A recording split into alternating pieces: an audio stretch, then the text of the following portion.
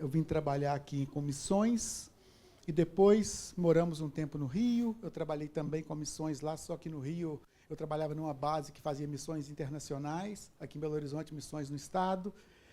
E moramos em Vitória também. E em 2000 eu voltei para Belo Horizonte para ser ministro de adoração de uma igreja batista ali no bairro Sagrada Família. Fiquei como ministro de adoração daquela igreja por 5 anos, depois mais 3 anos como pastor de jovens. No ano de 2008, eu fui convidado para ser pastor da Igreja da Família, que o nome dela de verdade é assim, Igreja Batista em Arão Reis. O nosso CNPJ é esse.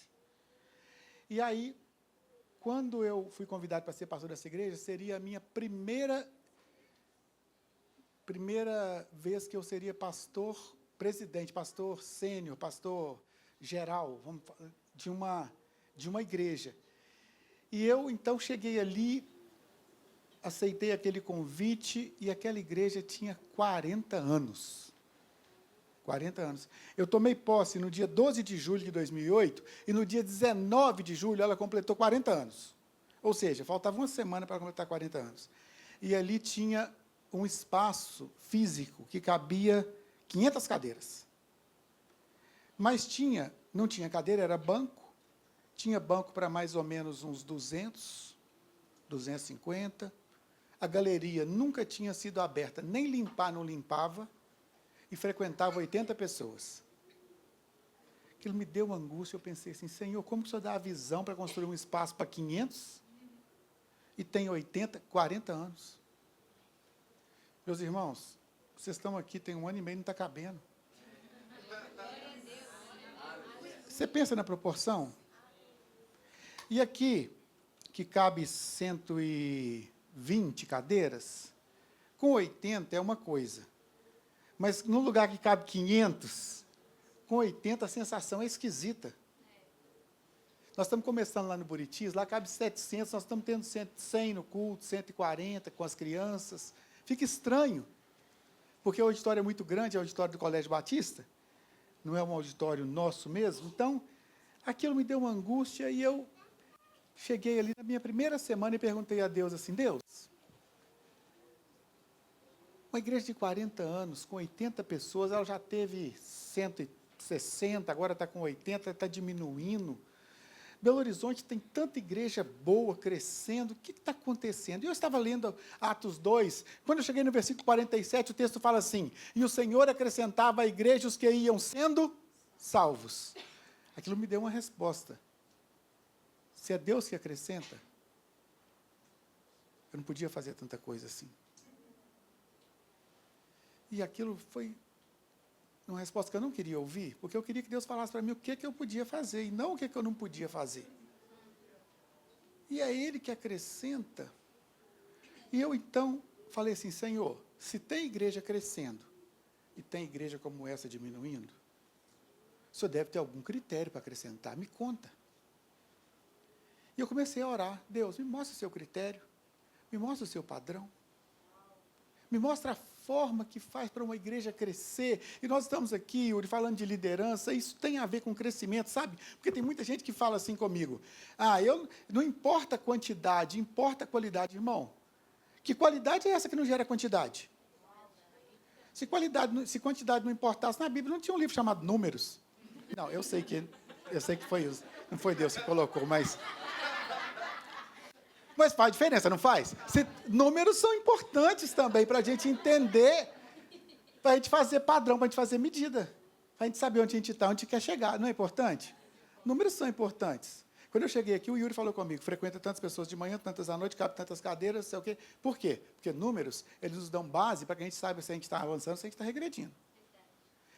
O que adianta você fabricar o melhor pão de queijo do mundo, da galáxia, e não vender um? Números são importantes. A qualidade tem que gerar quantidade. E eu, então, naquela angústia, eu perguntei ao Senhor, Senhor, qual é o seu critério? Eu confesso aos irmãos que eu não ouvi uma resposta de Deus de maneira audível. Mas, lendo a sua palavra, eu estava estudando sobre a paternidade de Deus, é um tema muito que eu prezo muito, a questão de paternidade, de homens, etc. E eu estava estudando sobre isso, e eu estava pensando, qual o critério de Deus? Meus irmãos, um critério talvez fosse geográfico. Por exemplo, quanto Deus vai colocar as pessoas mais perto da casa delas. Ela converte e vai para a igreja mais próxima da casa dela. Quem aqui passa na porta de mais de 5 igrejas para chegar aqui? Então não é a mais perto da sua casa, né? Esse não é um critério. Na rua da minha igreja, lá no Arão Reis, tem 19 igrejas.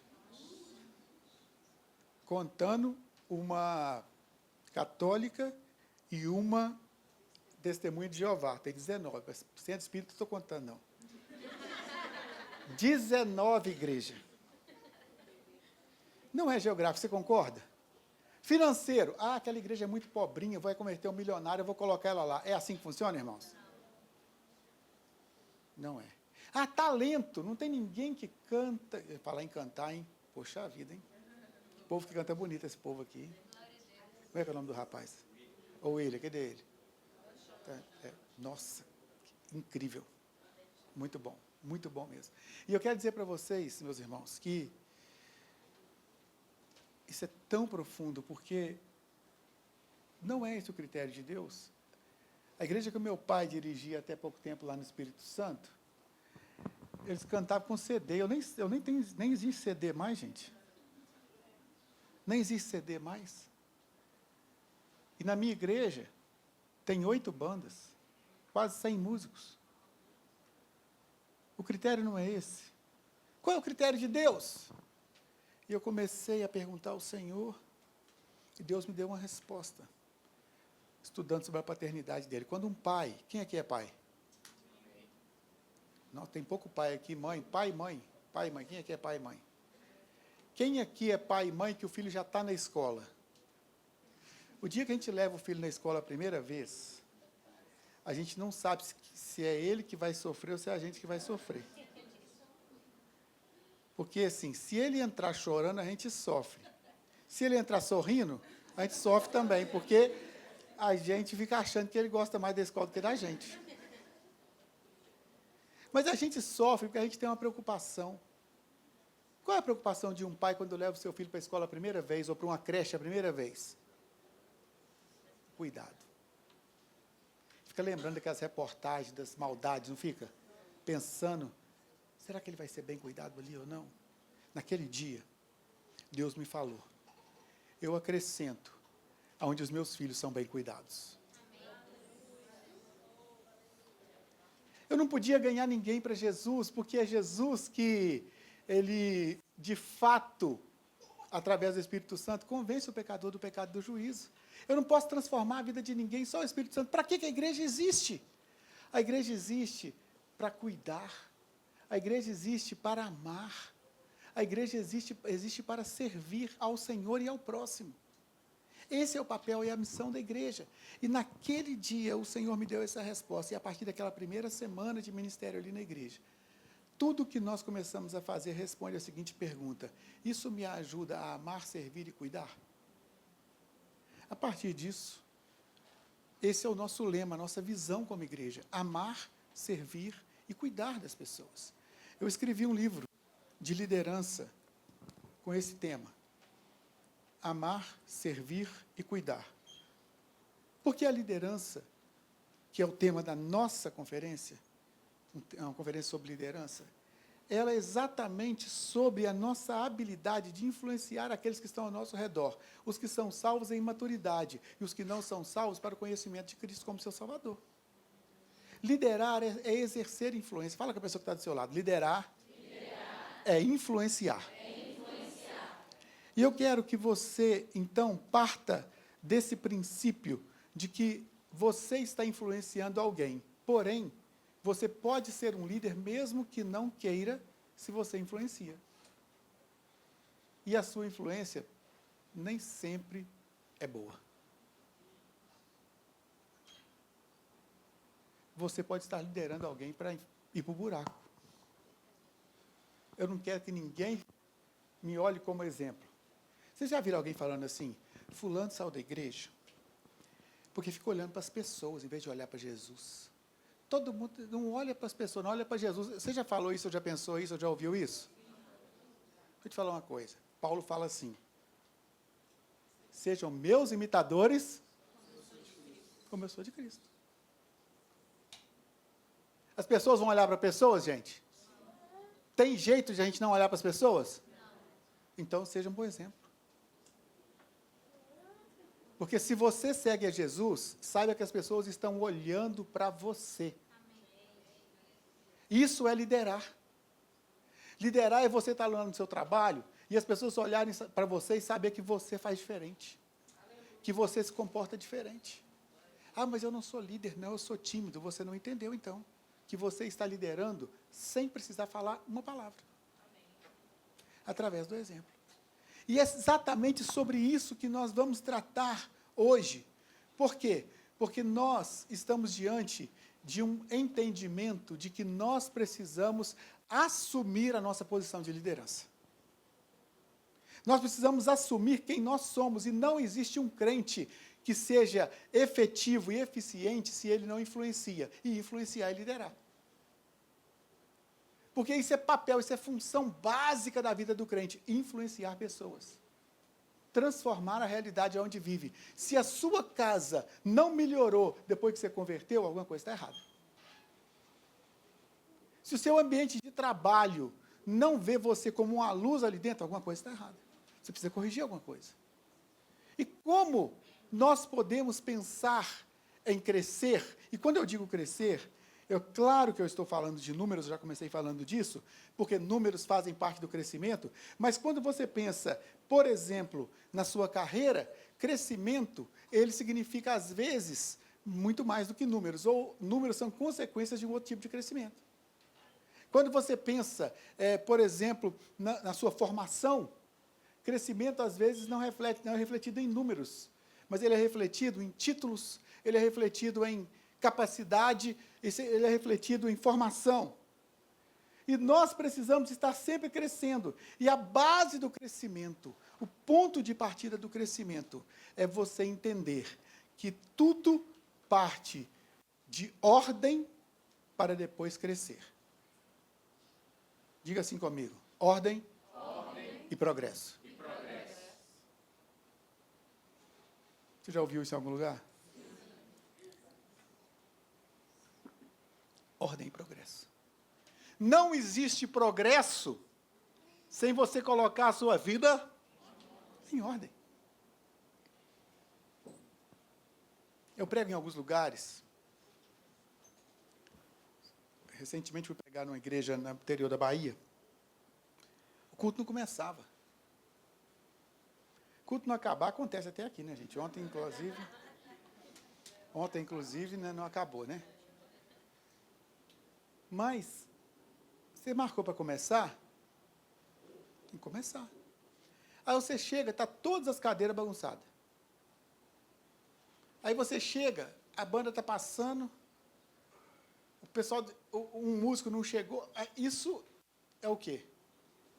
Desordem. Nós precisamos entender isso. Eu quero que você abra a sua Bíblia em Gênesis 1, nos versículos 2, 4, 7 e 9. O texto vai estar projetado aí. O texto diz assim: a terra era um vazio, sem nenhum ser vivente, e estava coberta por um mar profundo.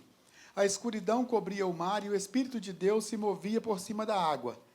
Então Deus disse: que haja luz, e a luz começou a existir. Depois viu que a luz era boa e separou da escuridão. Deus fez uma divisão que separou a água em duas partes. Uma parte ficou do lado de baixo da divisão e outra parte ficou do lado de cima. E aí Deus disse: que a água que está debaixo do céu se ajunte num só lugar, a fim de que apareça terra seca. E assim aconteceu. Eu quero que você observe que, no princípio, criou Deus os céus e a terra era o quê? Isso parece coisa de Deus? Sem forma e vazio? Isso te lembra o quê? Até um negócio ali é sem forma, vazio, parece o quê? Caos. Parece um lugar bagunçado. E, de fato, Nós não podemos entrar nesse lado agora, porque senão a mensagem vai para outros cantos. Mas, de fato, quando Satanás caiu, a terra entrou nesse caos, e houve todo um processo, isso aí é uma conversa para uma aula escatológica. Mas, não vamos entrar nesse caminho, não. O ponto é, o texto bíblico começa a partir do caos. E aí o texto fala assim, que o Senhor, aqui no versículo... Gente, essa luta com esse óculos está demais. O texto fala assim, o Senhor disse, haja luz, e a luz começou a existir. E viu Deus que a luz era boa e a separou da escuridão. Aí o texto diz que ele separou a água em duas partes, a parte de baixo e a parte de cima. E o texto diz que ele ajuntou num só lugar a terra seca. Qual a impressão que te dá que está acontecendo aqui? A terra começou a ser organizada para que ela pudesse progredir, para que ela pudesse exercer o propósito. Meus irmãos, vocês aqui estão de parabéns. Vocês são uma igreja ainda pequena, mas com a mentalidade de igreja grande. Tudo organizado, de qualidade, bem feito. Se vocês não abrirem mão da organização, o progresso, ele é iminente. O crescimento é iminente. Nós não podemos... Isso acontece na sua vida, meu irmão. Se a sua gaveta está bagunçada na sua casa, isso reflete seu coração, sabia? Ixi. Esses dias eu indiquei uma pessoa para trabalhar numa empresa de um irmão da igreja. Ele me falou assim, pastor, não tive coragem de contratar. Por quê, meu irmão? Eu marquei uma entrevista online, pelo Zoom. Ela abriu a câmera e o guarda-roupa dela estava aberto atrás dela. Se ela tratar o meu escritório do jeito que ela trata o guarda-roupa dela, eu estou lascado.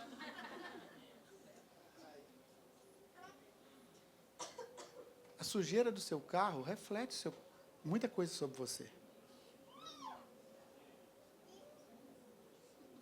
Vocês estão entendendo isso?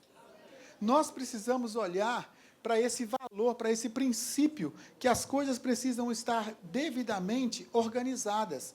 Esse conceito de separar e ajuntar, repete comigo só para a gente fixar, separar e ajuntar. Esse conceito ele é importante. O que significa separar? O que significa separar? Às vezes você está precisando separar algumas coisas na sua vida. Às vezes você está precisando considerar separar algumas coisas que não deveriam estar fazendo parte do seu dia a dia. Sabe, quando você se mistura com o que não deve, você acaba se sujando. Quando algumas coisas se tornam prioridade na sua vida, você acaba deixando de cumprir o seu propósito, porque você se uniu ao que está errado. Talvez você esteja precisando considerar algumas coisas que não deviam estar fazendo parte da sua casa. Talvez você está precisando fazer uma limpeza nos seus vínculos de relacionamentos. Talvez você precise considerar que algumas coisas que estão acontecendo na sua vida, elas estão sendo trazidas porque não deveria estar fazendo parte da sua vida. E eu quero dar um toque aqui nos namorados, ainda dá tempo de pensar direito, viu? Ainda dá tempo de você pensar direito, porque o namoro, ele, às vezes, revela tanto sobre as pessoas, e você que está dentro do namoro não consegue enxergar. E como disse o pastor Lucinho um dia, numa conferência lá na Igreja Central, quer acabar com a sua vida, quer acabar com o seu ministério, casa com a pessoa errada. E sabe, você precisa aprender a andar com quem te inspira. Andar com quem te inspira. O Salmo 1, ele é um salmo lindo. Eu aprendi esse salmo quando eu era criança, lá em Manhuaçu ainda. Minha mãe sentava do lado da minha cama, ou do lado da cama do meu irmão. Na época éramos só os 2 irmãos, hoje somos 3, mas éramos dois e temos um ano de diferença apenas, e ela sentava toda noite, ou na minha cama ou na cama dele, fazendo um revezamento para não dar briga, ou para dar menos briga, porque briga é o que mais dava nós dois, para a gente decorar versículo. E decoramos muitos salmos, e o Salmo 1 foi um deles. E o Salmo 1 diz o quê? Bem-aventurado é aquele que não anda no conselho dos ímpios, não se detém no caminho dos pecadores, nem se assenta na roda dos escarnecedores. Antes tem o seu prazer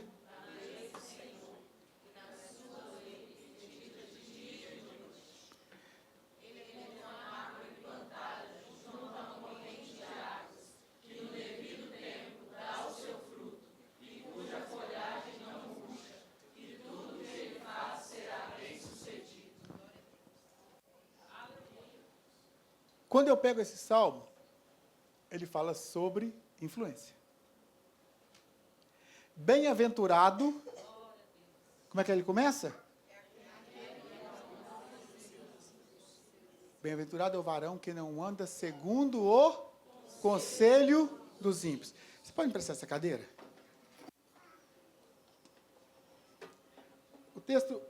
O texto fala assim: bem-aventurado é o homem ou o varão que não anda segundo o conselho dos ímpios. Andar, certo? Pega comigo aí. Andar segundo o conselho dos ímpios. Conselho é uma coisa abstrata, não é? Existe um ditado que fala assim: se conselho fosse bom, não dava, vendia. Hoje em dia vende conselho.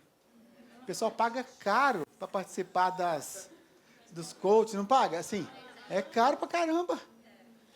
O conselho agora é vendido. Esse ditado já ficou para trás, né? Se o conselho fosse bom, não, agora é caro, inclusive, né?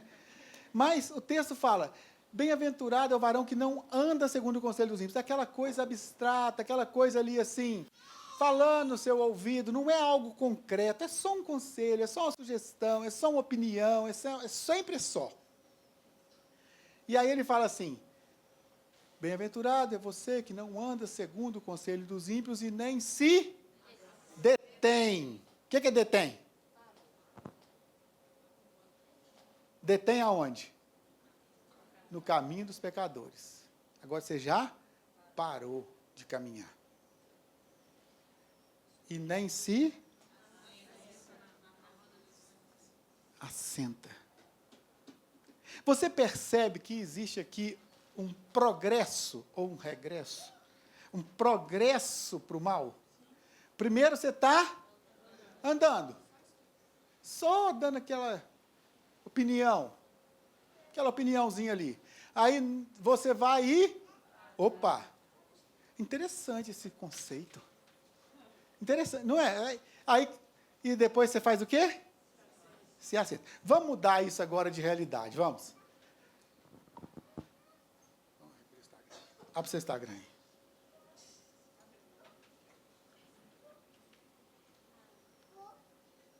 Ó, andando no conselho. Detém. Parou. Interessante. Vamos abrir. Vamos seguir. Assentou.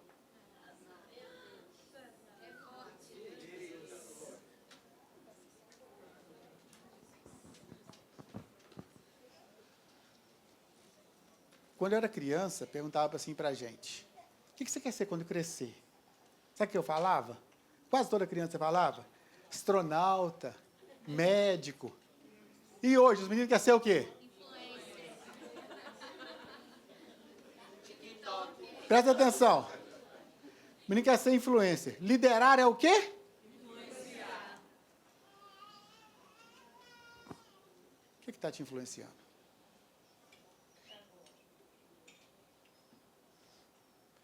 O que está liderando você? O que está conduzindo você? Sabe, meu irmão,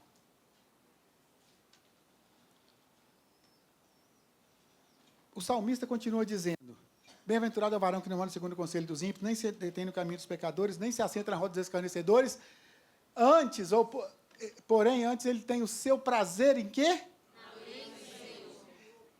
E na sua lei? Você percebe que aqui vem o abstrato de novo? Você troca o conselho dos ímpios pelo conselho da palavra. E na sua lei, medita de dia e de noite. Você percebe esse paralelo ou você não percebe? Pois será como a árvore parou, junto ao ribeiro de água, a qual dá o seu fruto na estação própria.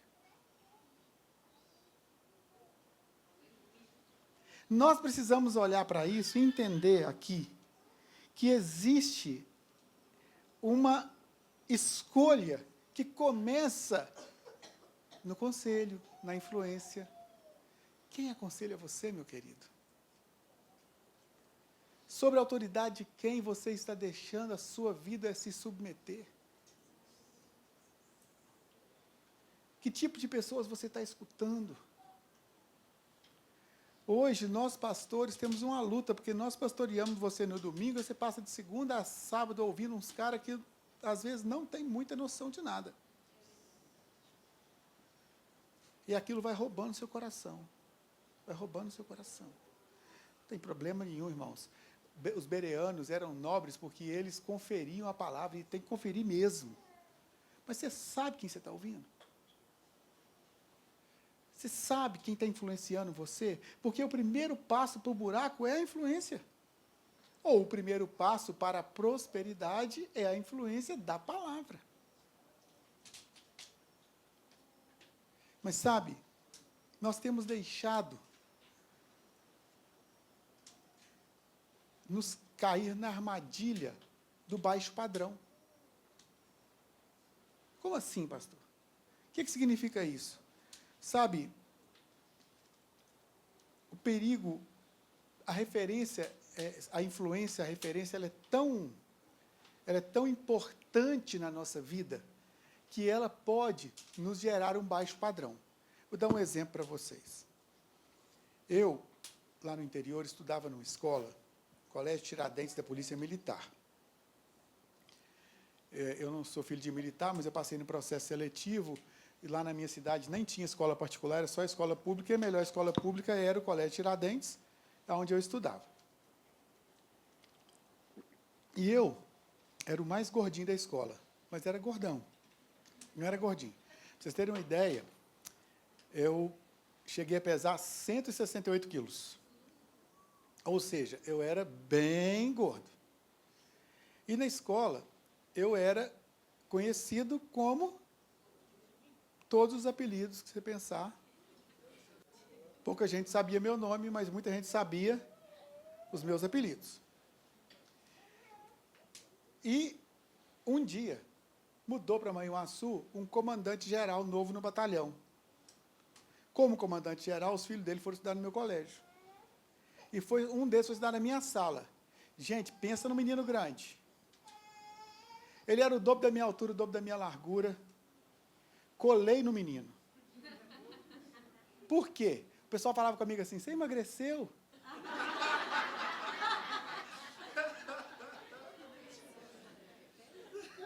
Eu tinha emagrecido? Não. Mas qual foi o problema? A referência. A referência mudou. A referência mudou. Estão entendendo isso? Quantos casais têm um casamento horrível? Mas ele fala assim, mas do fulano é pior. Como se olhar para o pior, melhorasse ele.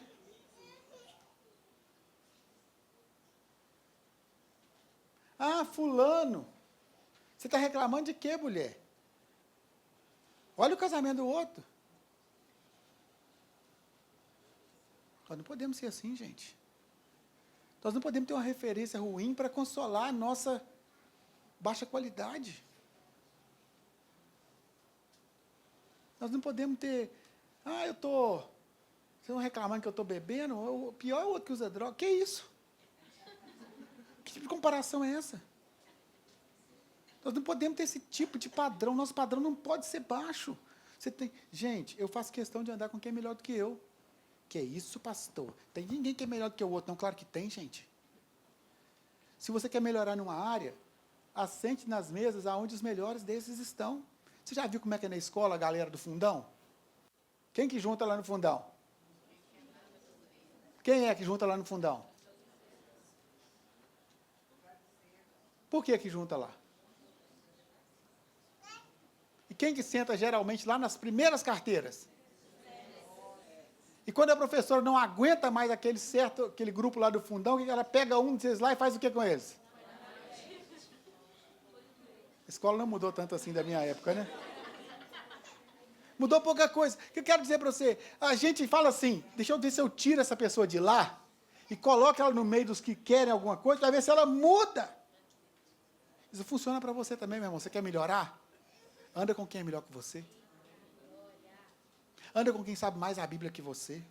Anda com quem sabe... Você quer... pastor, eu quero melhorar na oração. Faz o quê? Anda com quem é firme na oração. Eu quero melhorar minha vida financeira. Anda com alguém que é organizado financeiramente. Anda com alguém que tem uma visão financeira diferente da sua. Você quer aprender a educar seu filho de um padrão? Ande com casais que tenham filhos, que são uma referência para você, e faça amizade com essas famílias, para que os seus filhos andem perto dessas famílias. É esse tipo de influência que nós precisamos entender, porque nós podemos ser uma boa influência, mas também nós temos que buscar boas influências. Nós temos que andar... O Yuri sabe o que eu estou falando aqui. Não é fácil abrir o púlpito, Yuri. A gente fica preocupado, quem é que vai pregar? Que tipo de influência vai trazer? Né? Então, nós precisamos ter essa percepção, sabe, irmãos? Porque o fato de fazer você andar com as referências ruins não faz com que você fique melhor. Está entendendo isso? Daí menos de um ano, aquele moço do batalhão lá aposentou, e ele mudou para a terra dele, levou o menino embora. E eu descobri que eu não tinha melhorado nada.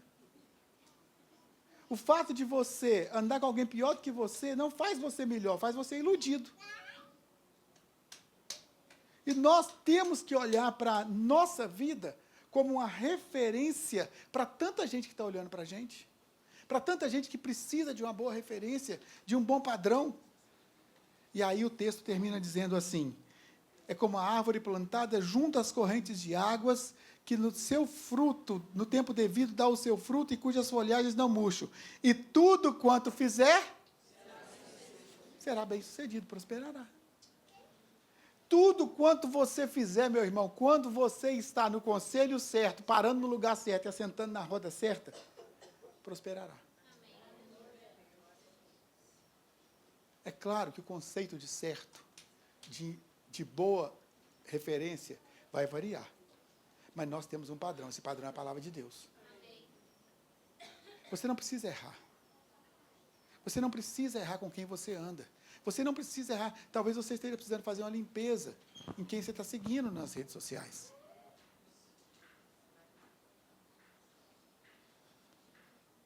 Talvez você esteja precisando fazer uma limpeza. Que tipo de autor você anda lendo? Que tipo de filme você anda assistindo?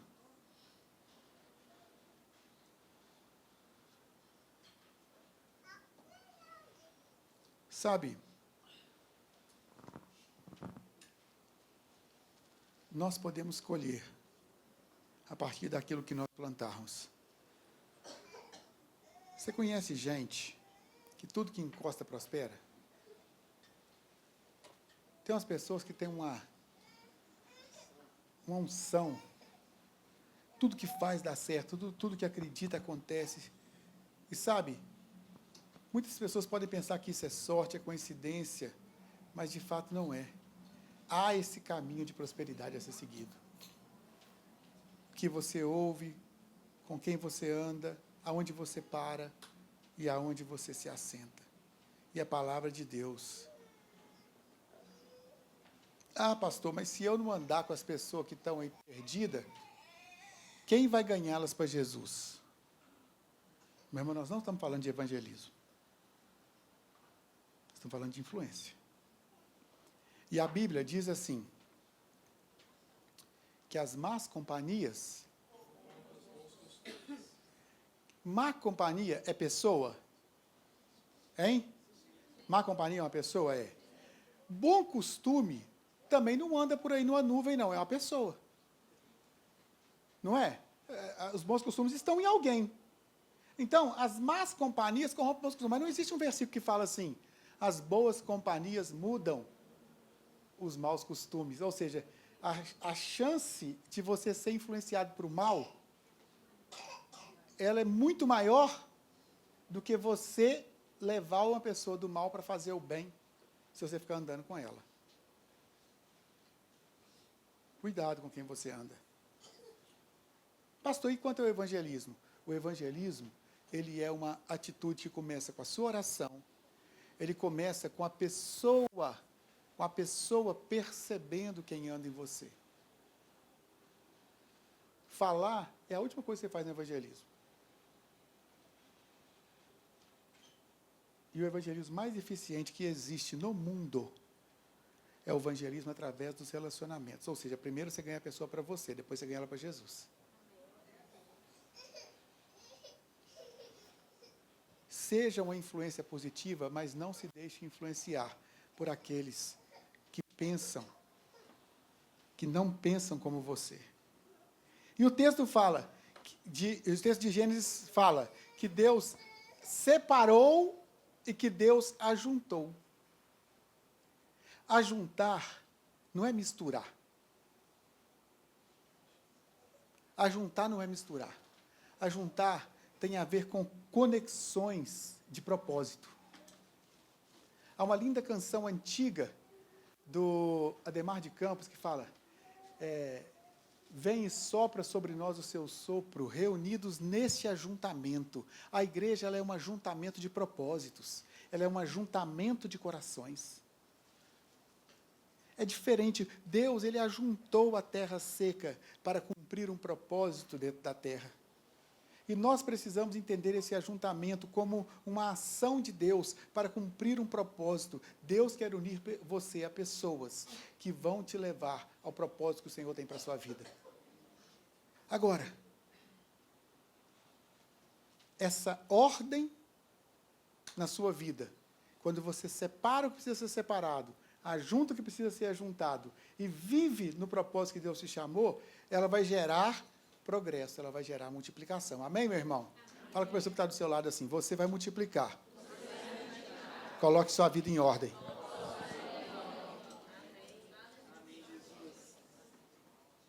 Mas algumas pessoas não gostam de ordem, sabe por quê?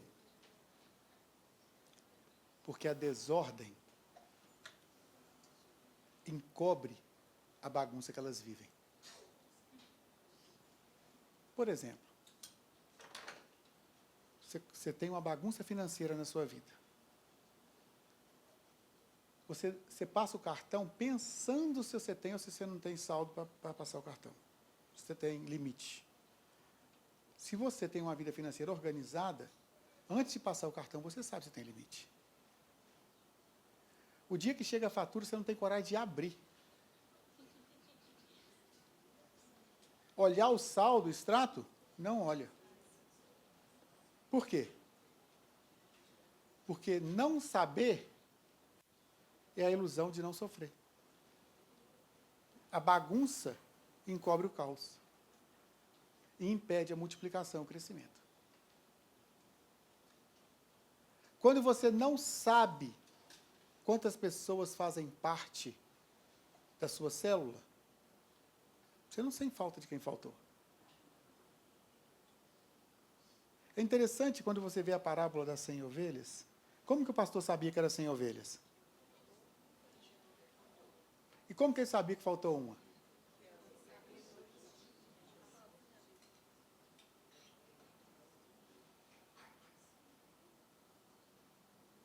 Nós só sentimos falta daquilo que se perdeu quando nós sabemos aquilo que nós temos.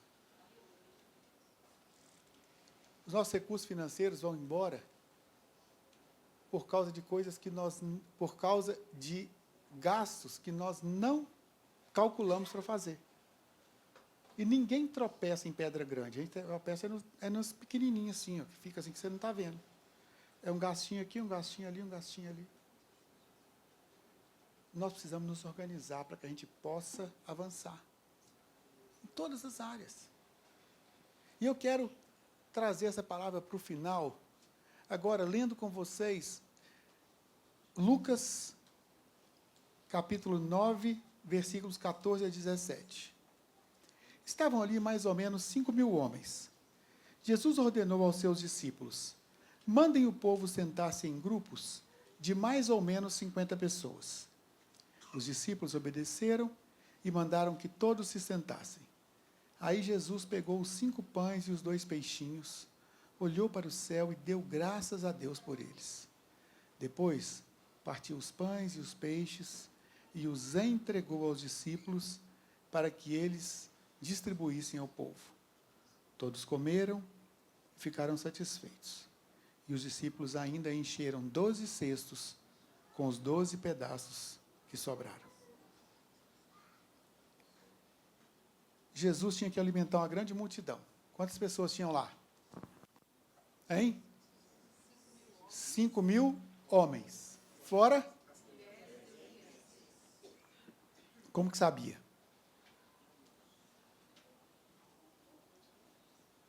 Como que sabia? Alguém contou. E sabe, antes de realizar o milagre, ele manda as pessoas fazerem o quê? Vamos voltar aqui no texto. Estavam ali, mais ou menos 5.000 homens. Jesus ordenou aos seus discípulos. O que foi a primeira coisa que Jesus mandou fazer? Assentar. O que isso mostra para você?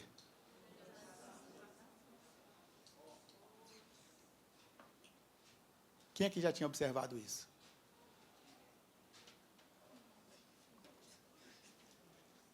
Meu irmão, você está orando por um milagre. Talvez você esteja orando há muito tempo por um milagre. Se você não organizar primeiro, o milagre não vai acontecer. Porque se ele chegar, você nem sabe que ele chegou. E se ele chegar e você souber que ele chegou, você vai desperdiçar porque você está desorganizado.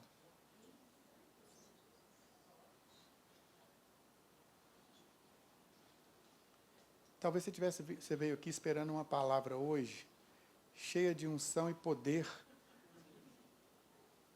e fogo. Mas hoje a palavra é para organizar, para o fogo chegar. Para o poder descer. Para o Espírito agir. Você está entendendo isso? A primeira coisa que Jesus manda fazer, antes de fazer um dos mais incríveis milagres do Novo Testamento, é organizar. Ele organiza as pessoas em grupos de 50, e ele manda que eles se assentem. E aí, por quê? Porque a bagunça impede o Espírito de fluir. Impede o poder. E ele separa aqueles grupos para ele poder perceber o tamanho da demanda. E a ordem central desse milagre, é que eles distribuíssem. Ele pega assim, olha, veja o texto falando aqui, olha. Os discípulos obedeceram e mandaram todos sentar. Ele pegou os 5 pães e os 2 peixinhos, olhou para o céu e deu graça. Depois partiu os pães e os peixes, entregou aos discípulos, para que eles distribuíssem ao povo. Ou seja, ele pega aquilo ali agora e ele coloca em quantos cestos? Tudo indica que eram 12 discípulos, 12 cestos. Quer dizer, ele pega aqueles pães, ele multiplica, ele vai enchendo os cestos e eles saem fazendo a distribuição de maneira organizada. Você imagina se fosse hoje, esse povo avançando. Você já viram aquelas festas que o pessoal faz um bolo na cidade, assim? Faz aquele bolão e o povo avança. Vocês já viram? Gente, Jesus não aceitou isso. Jesus não aceitou esse tipo de coisa. Jesus disse, assentem-se. O Neuber foi com a gente no acampamento de homens agora recentemente. Servimos lá pizza para os homens. Todo mundo sentado. As pessoas vinham à mesa, servia, rodízio de pizza. Teve um lá que comeu 32 pedaços, teve outro que comeu 19 pedaços, teve um que comeu 25. Esses homens sem noção das coisas. Mas Não faltou para ninguém, mas era o quê? Organizado. Organizado. Você faz tudo organizado. Jesus faz tudo organizado. E ele começa a distribuir. E sabe, meus irmãos, quando eu li esse texto e comecei a perceber isso, a partir de um livro de um pastor chamado Murdoch, eu percebi nesse texto, eu me lembrei da Copa do Mundo, quando os japoneses estiveram aqui no Brasil, e a torcida, ela limpava o chão da arquibancada, e os jogadores limpavam o vestiário. Sabe por que eu me lembrei disso? Por causa do final desse texto aqui, olha, quando diz assim, todos comeram, ficaram satisfeitos, e os discípulos ainda com os pedaços que sobraram. O que eles fizeram com a sobra?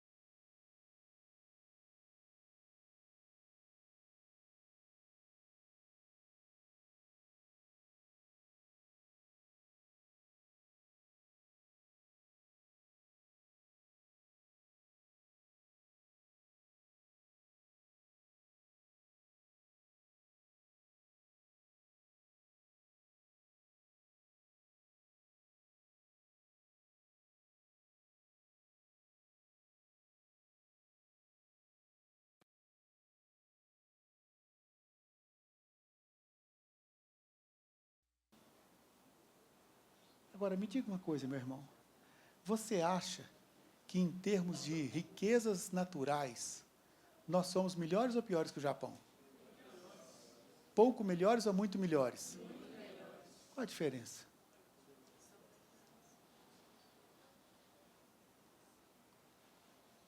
O que está faltando em nós? Você acha que o Brasil é um país de desperdício? Nossa construção civil, irmãos, ela chega a desperdiçar 40%, segundo algumas estatísticas, em lixo.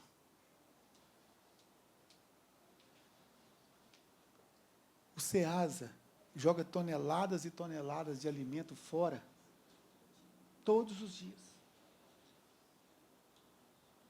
O nosso sistema de água canalizada, ele desperdiça milhares de litros de água tratada, todos os dias.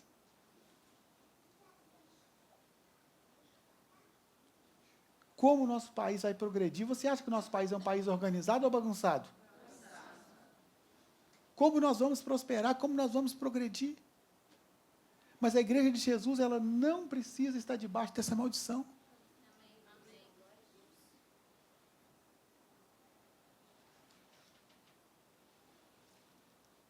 E é interessante observar o momento do milagre. Qual foi a hora exata que o milagre da multiplicação aconteceu? Você sabe? Hã? Depois de organizar? Mas qual foi a hora exata? Quando ele deu graças. Veja o que o texto está dizendo aqui, olha. Os discípulos obedeceram e mandaram que todos se sentassem. Aí Jesus pegou os 5 pães e os 2 peixes, olhou para o céu e deu graças a Deus por eles. Depois, partiu os pães e os peixes e entregou aos discípulos para que distribuísse ao povo. Você já pensou nisso? Você já pensou nisso? Ele levanta 5 pães e 2 peixinhos. Agradece e entrega. O coração agradecido é a chave do milagre. Mas não adianta agradecer com a boca, se você não é grato com o coração, sendo um bom gestor, um bom mordomo daquilo que Deus já te deu.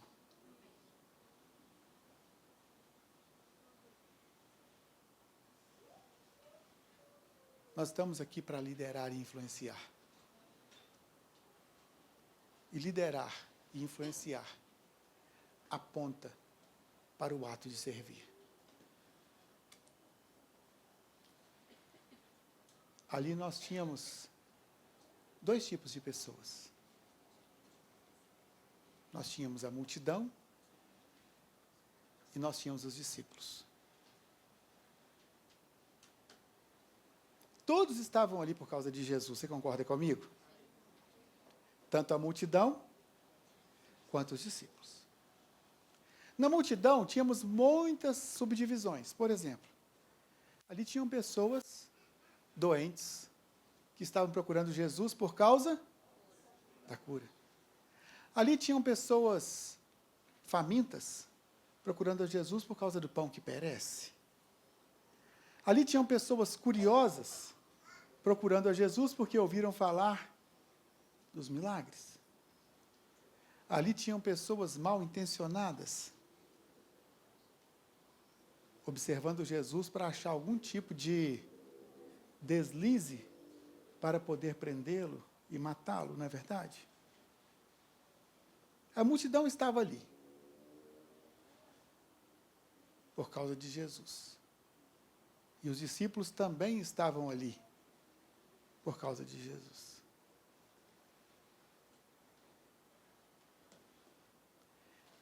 Eu quero que você pense uma coisa. Se eu mandar 2 pessoas, uma pegar uma pá e a outra pegar uma colher. 2 instrumentos. Quem está com a colher está na expectativa de quê? E quem está com a pá está com a expectativa de quê?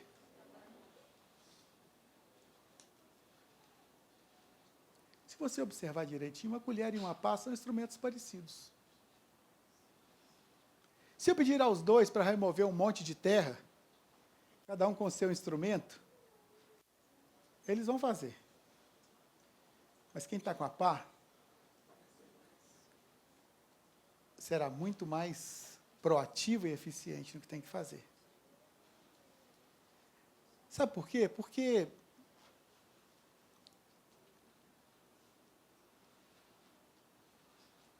a colher,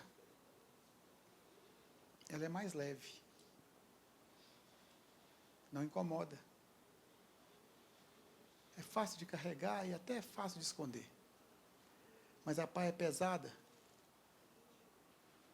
Não dá para esconder. A colher, ela é para desfrutar. Mas a pá é para trabalhar. A colher é para quem quer ser servido. Mas a pá é para quem quer ter serviço. A colher é para quem quer comer o fruto.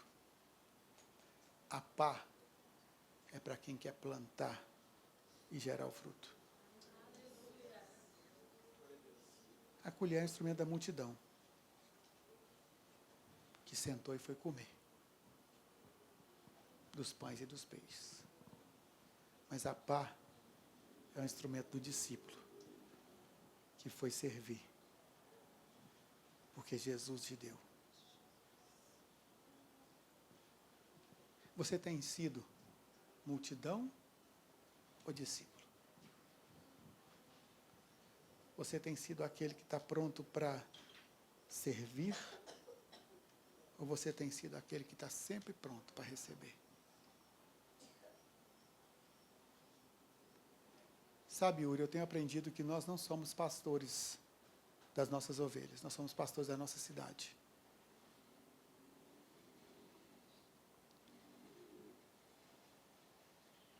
Mas quantas vezes nós não temos nem tempo de cuidar da nossa cidade? Porque as nossas ovelhas não estão aprendendo a pastorear a nossa cidade, a alcançar a nossa cidade. A sua missão e o seu papel não é vir para um culto para encher-se. A sua missão é vir para um culto para entregar-se. A parte mais importante do culto não é a mensagem que você ouve, é a adoração que você entrega. Está entendendo isso? O culto não é a você nem a mim. Ele não existe para me encher, porque senão o culto seria para mim. Mas se o culto é ao Senhor, o mais precioso que você faz no culto é entregar para Ele a sua adoração, o seu coração. Por isso eu quero te chamar a pastorear a sua cidade, a influenciar as pessoas da sua casa, a pastorear o seu bairro, o seu prédio, a sua família, a entender a responsabilidade que você tem maior do que talvez você tenha assumido. Mas você vai pregar muito mais com a sua vida do que com as suas palavras. Para isso, organize a sua vida. Cuide do seu patrimônio, cuide dos seus bens, cuide do seu casamento, cuide da sua carreira, seja o melhor profissional onde você estiver. E as pessoas vão querer conhecer ao Jesus que você serve. Feche os seus olhos e pergunte ao Senhor que tipo de líder você tem sido. Aquele que influencia ou aquele que é influenciado? Aquele que influencia para o bem ou aquele que influencia para o mal?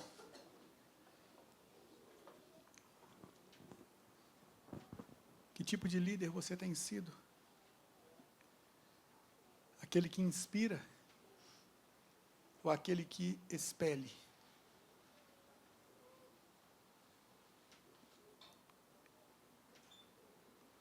Aquele que gera ou aquele que quer comer?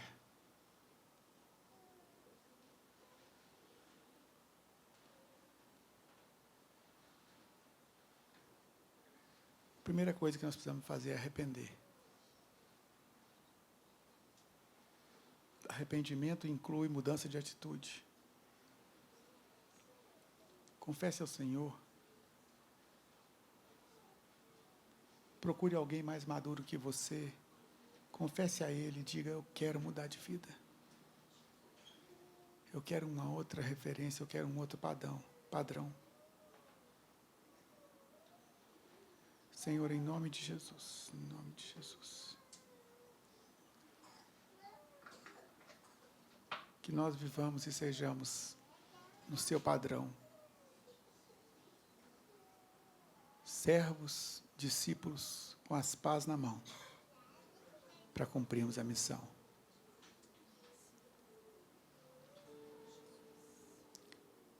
Antes de encerrar essa palavra, eu quero perguntar, continue com seus olhos fechados, eu quero saber se tem alguém aqui nessa manhã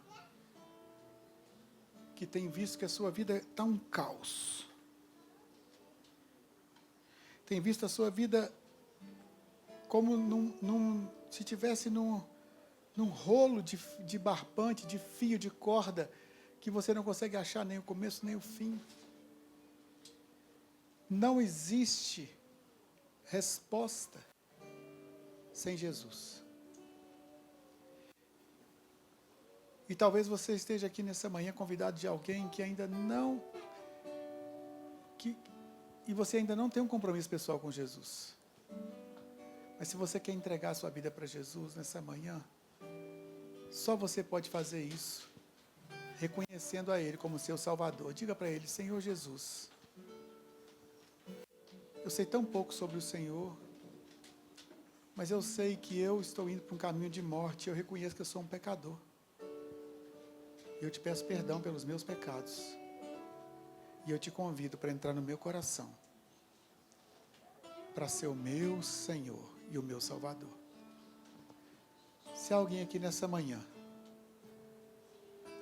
que gostaria de entregar a sua vida para Jesus, ou que já andou com Jesus, mas hoje está longe, por algum motivo se desviou dos caminhos do Senhor e hoje quer voltar para Jesus. Se você quer entregar a sua vida para Jesus ou quer voltar para Jesus, levante a sua mão, eu vou orar por você. Se tem alguém aqui nessa manhã que ainda não tem compromisso com Jesus e quer entregar o seu coração para Ele, faça um sinal com a sua mão, eu quero orar por você. Jesus já morreu por você, é seu direito, é sua posse, mas você precisa assumir essa posse. Quer entregar a sua vida para Ele? Jesus quer mudar a sua história. Você tem coragem de deixar Jesus mudar a sua história? Às vezes a gente faz tanta coisa errada todo dia, não tem coragem de fazer a coisa certa. Hoje Jesus está te chamando para fazer a coisa certa. Você quer entregar a sua vida para Jesus e fazer a coisa certa? Levante a sua mão se você quer entregar a sua vida para Jesus. Eu vou orar por você agora.